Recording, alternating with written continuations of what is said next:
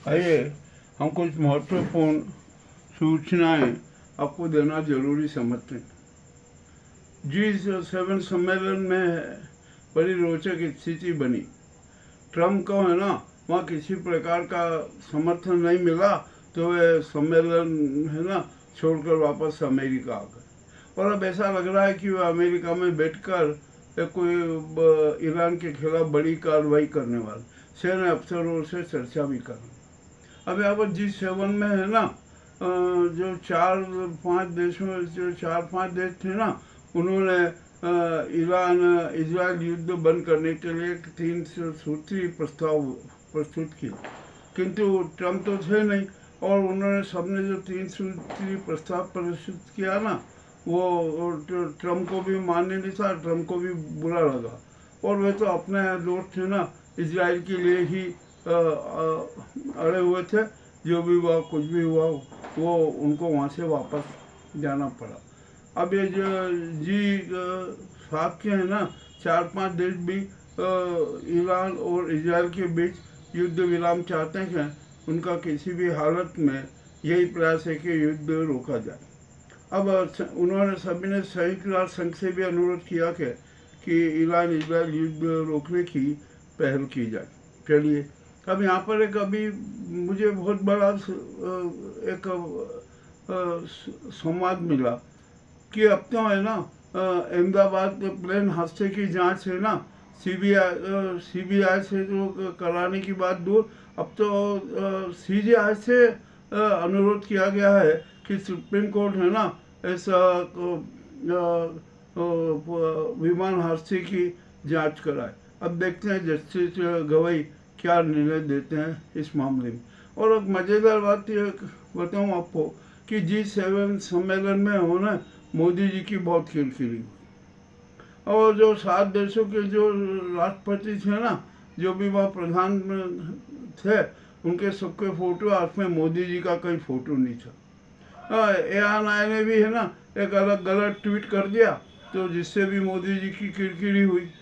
और मोदी जी की आत्मा तो कैमरा में रहती है, कैमरा मैन रहते हैं, अलग अलग वो करते हैं। अब कुछ नहीं तो मोदी का कट बना के समाचार चलो। अब बाद में जब ANI को है ना थोड़ी फटकार भी लगी और उन्हें लगा कि अरे अपन ने गलत ट्वीट चला दिया, तो उसने वो ट्वीट हटाया। मामला है क्या आखिरकार, कुछ समझ में नहीं आ रहा।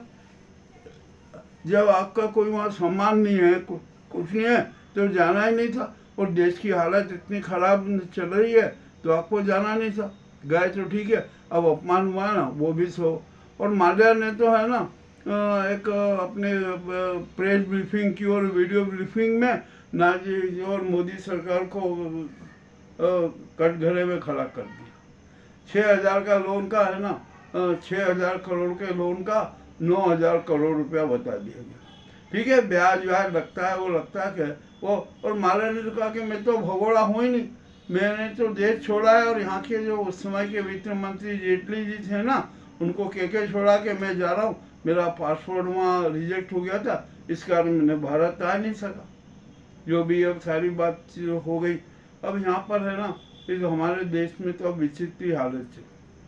अहमदाबाद विमान हादसे पर है ना अलग अलग प्रकार के बयान आ रहे हैं, क्या क्या हो रहा है, कौन क्या बयान दे रहा है, कौन क्या बयान दे रहा है।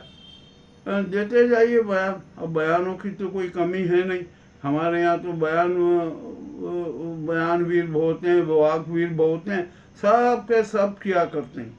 परंतु अपने यहाँ पर एक चीज़ तो ये बात का कंफर्म हो गया कि बोइंग के है ना 2 इंजन एक साथ बंद नहीं हो सकते, खराब नहीं हो सकते।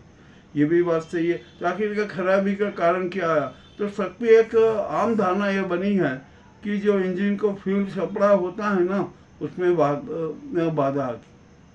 और जहाँ तक हमें जो सूचना मिली है ना कि जो बोइंग के विमान के इंजन में सप्लाई लाइन का वाल्व भी बंद था, तो जितना जो इंजन में फ्यूल था ना उतना विमान ऊपर उड़ा। जब उसको फ्यूल ही नहीं मिलेगा, इंजन खराब हुआ और विमान धराशायी हुआ।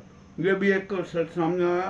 अब तो जांच होगी, 8 देशों की एजेंसी जांच कर रही है क्या क्या हो रहा है।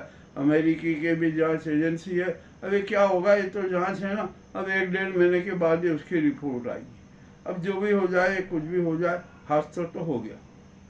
अब यहाँ पर एक बड़ी बड़ी विचित्र बातें हो रही है हमारे देश में। और 17 सितंबर के बाद यह भी तय लग रहा है कि मोदी प्रधानमंत्री नहीं रहेंगे, बिल्कुल तय हो गया। और अब तो सुप्रीम कोर्ट है ना, जो दागी और अपराधी सांसदों पर है ना, तुरंत कार्रवाई करने की बात कर रही है, कठोर से कठोर कदम उठाएगी। और ये जैसा हुआ ना, तो भाजपा के लगभग है ना 84 सांसद, लगभग 84 सांसद अयोग्य घोषित हो जाएगी। वो जो कांग्रेस के भी हैं, कुल 250 सांसद हैं दागी सांसद, उसमें 84 से लेकर 94 तो भाजपा के ही हैं, और उसमें 28 मंत्री हैं। अब यदि इतनी बड़ी संख्या में भाजपा के सांसद निलंबित हो गए और राजनीति करने के लिए आजीवन बैन लग गया, तो क्या स्थिति बनेगी। ठीक है, अब ये मोदी जी है, जो भी हैं, ये करते रहे कुछ भी। अब यहाँ पे हमारे जो उपराष्ट्रपति धनखड़ जी है ना, वो भी सुप्रीम कोर्ट के जाल में फंस गए। उन पर भी कठोर कार्रवाई होने वाली, वो निश्चित है, क्योंकि वो मान ही नहीं रहे। वो तो न जाने सत्तावादियों की आड़ में है ना, सुप्रीम कोर्ट का चाहे जैसा अपमान कर रहे थे, चाहे जो बात कर रहे थे, क्योंकि उनकी सारी अब योजनाएं फ्लॉप हुई।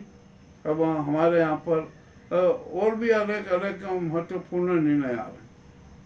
और यहाँ पर तो हम बताए ना कि देश क्या है ना, इस नाजी सरकार ने बंटा ढाली कर दिया, इस देश को पूरी रूप से तबाह कर दिया।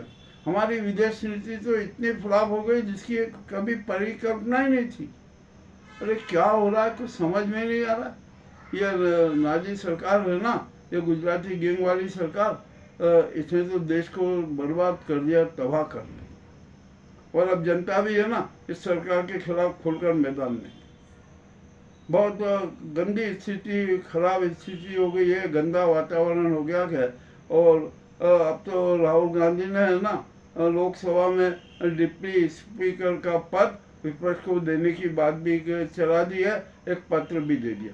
अब देखना है कि ये डिप्टी स्पीकर का पद विपक्ष को देते हैं या नहीं, ये भी, इस पर भी राजनीति होगी। अब तो चुनाव आयोग ने बिहार में भी है ना जो राहुल गांधी ने सुझाव दिए ना, उनको मान्य करते हो, उन पे अमल करना। और नीतीश कुमार ने भी इस पर घोषणा कर दी है कि मैं भाजपा के साथ कभी नहीं रहूँगा, मुझे न सीएम बनना है और न हम उसको सहयोग दें।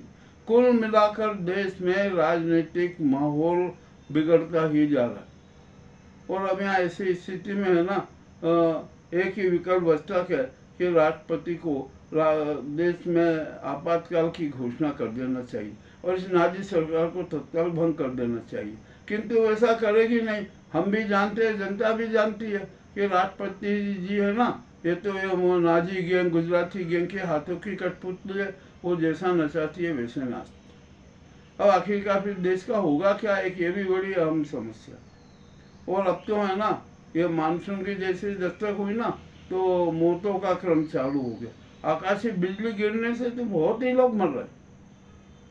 और अब मध्य प्रदेश में मानसून का दस्तक हुआ ना, तो वर्षा काल में ही शुरू से ही 40 लोग मरे। अरे क्या हो रहा है इस देश में, कुछ समझ में नहीं आ रहा कि ये मृत्यु चक्र कितना चल रहा है। और सामूहिक मृत्यु हो रही है, एक आध को सिंगल विंगल होती है ना तो वो बात दूसरे पर नहीं, तो सामूहिक मृत्यु हो रही है। अब हमारे उज्जैन में है ना, ये हमारा उज्जैन जो कभी धार्मिक नगरी था, आध्यात्मिक नगरी था, अब वो तो आत्महत्या की राजधानी बनी। यहाँ पर रोजाना आत्महत्या के समाचार हैं, रोजाना, एक दिन ऐसा नहीं जा रहा है कि आत्महत्या का समाचार रहा। ये भी एक बड़ी दुखद स्थिति है। और जनता को हर तरीके से मूर्ख बनाया जा रहा है। जनता भी मौन, सब देख रहे हैं, समझ रही। मामला अति रोचक है। ये महत्वपूर्ण समाचार आपको अनिवार्य रूप से देना थे, हमने दिए हैं। और अब तो ईरान है ना, और बहुत ही आक्रामक रूप में, और वो है ना अब इजराइल को बख्शेगा नहीं। जो खमेनी की हत्या का जो वारंट जारी किया ना, उसकी भी खूब आलोचना हो रही। और ट्रम्प ने ये कैसे कह दिया कि तेहरान की जनता तेहरान छोड़ दे, खाली कर दे। अरे आपको करना ही नहीं चाहिए। आपको ऐसा कहना ही नहीं चाहिए। आप कौन होते हैं वहाँ के तेहरान की जनता को तेहरान छोड़ने का आदेश देने वाले? खैर अभी ये भी छोड़िए। अभी हमारे ईरान में है ना 10,000 से अधिक भारतीय हैं, उनको उनकी सुरक्षा की वापसी का भी प्रबंध करना। ये सब बहुत जरूरी काम है जो अनिवार्य रूप से करना है, किंतु वो नहीं। देश में खराब स्थिति चल रही है, मोदी जी विदेश घूम रहे, वहाँ जी सम्मेलन में भाग लेने से अरे क्या चलेगा, आपको क्या मतलब था? नहीं जाना था G7 सम्मेलन में, आपको तो कुछ कहना ही नहीं था। वहाँ पर गए क्यों? व्यर्थ में गए।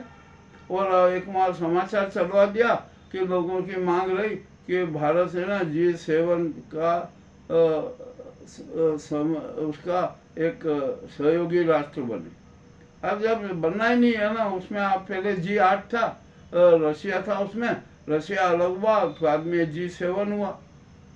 हमें कोई किसी उसमें जरूरत नहीं है जाने की। और अभी अभी जो समाचार मिला है ना, पाक में भी बड़ा हड़कंप मचा हुआ है। संभव है कि इजराइल है ना पाक पर भी हमला कर दे। और यहाँ पर है ना बड़े भूकंप के भी झटके आ रहे हैं। क्या पाक में भी झटका आया और पेरू में भी भूकंप का झटका आया। कुल मिला के है ना हमारी धरती पर संकट ही संकट है, इंसानों पर संकट है, सांसों पर संकट है। और सबकी रक्षा करना है। किस तरह की रक्षा करें, इसका उपाय है ना हमें ही खोजना पड़ेगा। चलो जो भी हुआ हो, हम तो चाहते हैं कि विश्व में शांति हो और सभी एक दूसरे से प्रेम से रहें, मोहब्बत से रहें और पूरा विकास हो। ये ऐसी बातें होना जरूरी है। अब जो यहाँ पर होता है ना, हम भी अब रोज़ाना कितने समाचार चलाए, क्या करें, बस मौत मौत मौत, हमले, हिंसा, मिसाइल अटैक, इसके अलावा कुछ समाचार आते हैं। और ठीक है, हम अब जो आज समाचार हमें प्राप्त होते हैं ना, चला देते हैं और हम तो कड़वी कड़वी बातें कह देते हैं। बहुत बहुत धन्यवाद।